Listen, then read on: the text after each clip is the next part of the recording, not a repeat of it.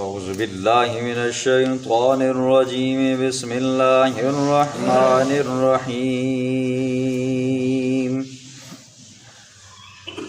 ومن اظلم ممن افترى على اللہ کذبا او قال اوحی الی ولم یوح الیہ شیء ومن قال سأنزل مثل ما انزل اللہ ولو ترى إذ الظالمون في غمرات الموت والملائكة باسطوا أيديهم أخرجوا أنفسكم اليوم تجزون عذاب الهون بما كنتم تقولون على الله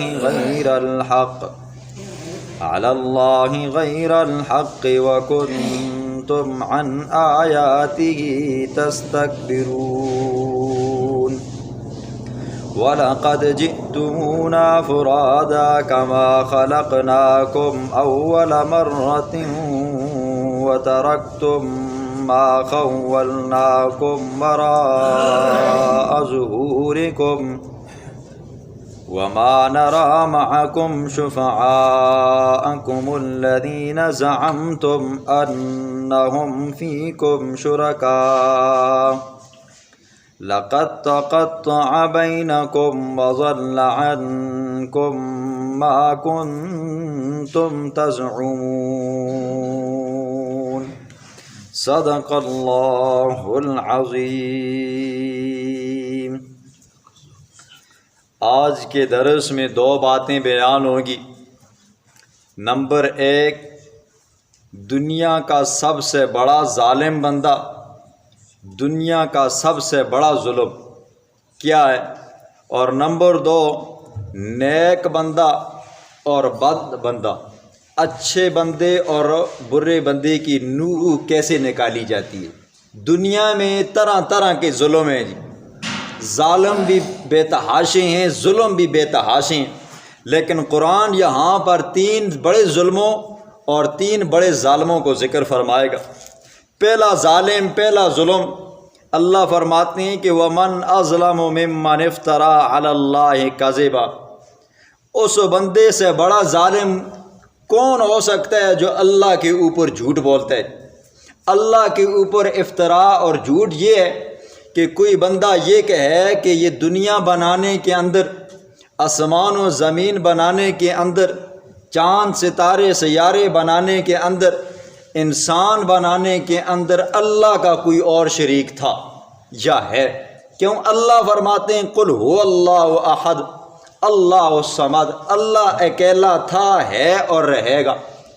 اور دوسرا یہ کہ اللہ کے لیے اولاد کو ثابت کرنا، یہ بھی اللہ کے اوپر افتراء اور جھوٹ ہے۔ اسی قدسی ہے، اللہ کے پیغمبر نے فرمایا، اللہ فرماتے ہیں شتمنی ابن آدم، ابن آدم مجھے گالیاں دیتا ہے، ولم یکن لہ ذالک، لیکن یہ گالیاں دینا ابن آدم کے لیے، انسان کے لیے جائز نہیں ہے، مناسب نہیں ہے۔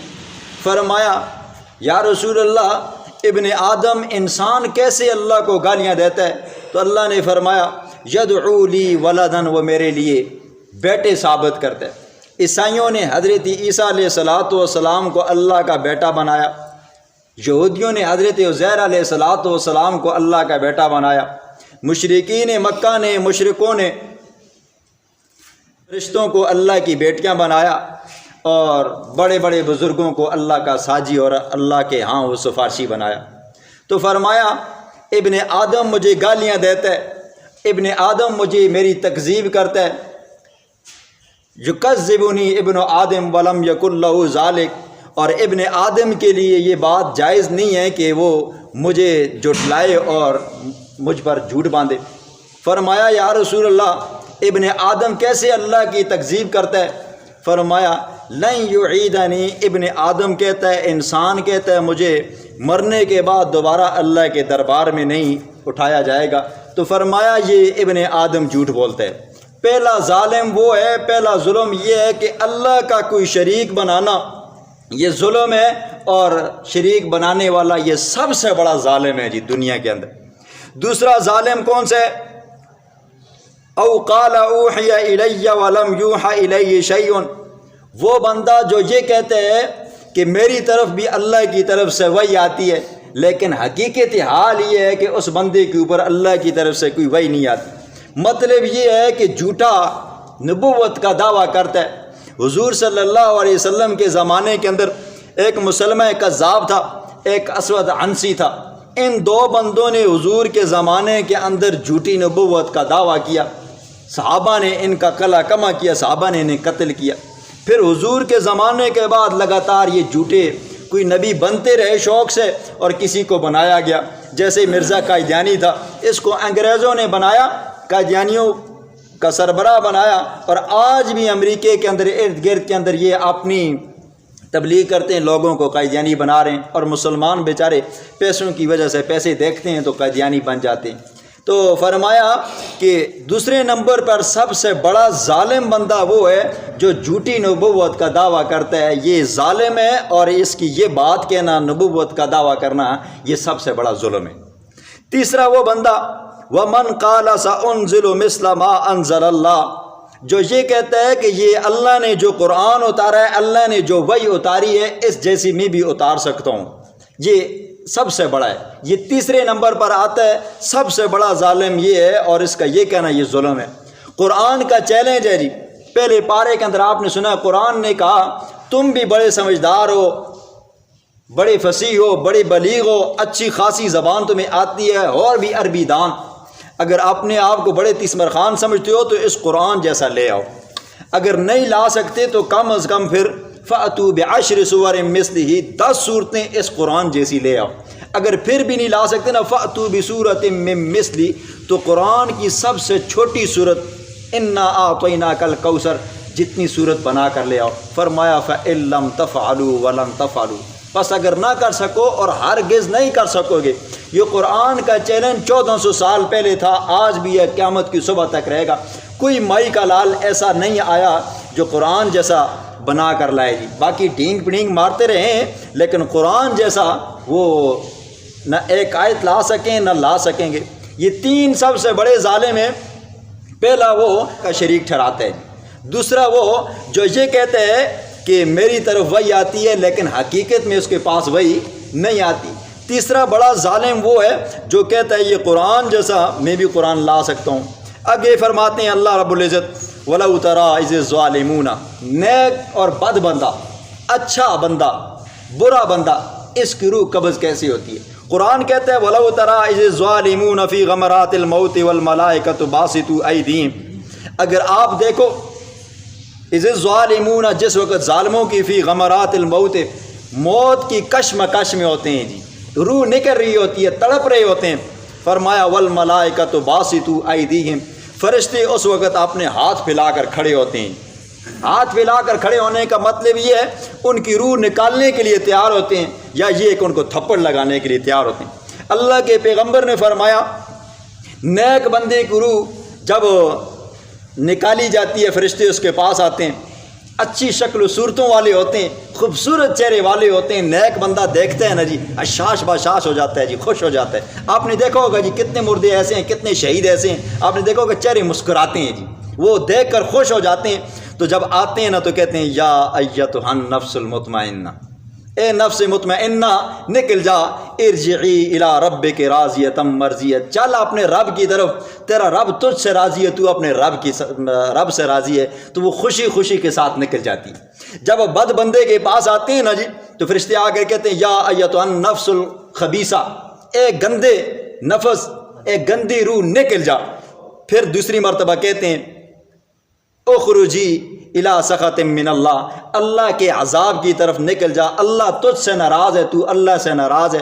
پھر فرمایا کہ اس بد بندے کی، اس گنہگار بندے کی روح کو ایسے قبض کیا جاتا ہے جیسے گیلی روئی ہو، اس کے اندر گرم سلائی رکھی جائے اور پھر اس کو زبردستی کھینچا جائے، یا یہ کہ روئی کے اندر کانٹے ڈال کر، کانٹے رکھ کر جھاڑیوں والا خاردار درخت پکڑ کر کھینچا جائے تو اس کے ساتھ روح چلی جاتی ہے، اتنی سختی کے ساتھ گناہگار بندے کی روح قبض کی جاتی ہے۔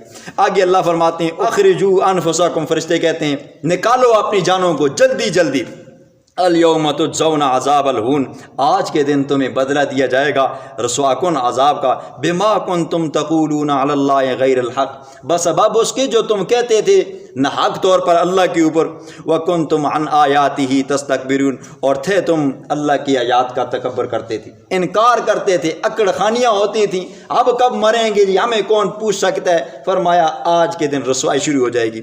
وَلَقَدْ جِئْتُمُونَا فُرَادًا، اللہ فرماتے ہیں وَلَقَدْ جِئْتُمُونَا، البتہ تحقیق تم آئے ہو میرے پاس، فرادا، اکیلے اکیلے، بے یار و مددگار، کما خلقناکم اول مرہ، جیسے کہ ہم نے تمہیں پیدا کیا پہلی مرتبہ۔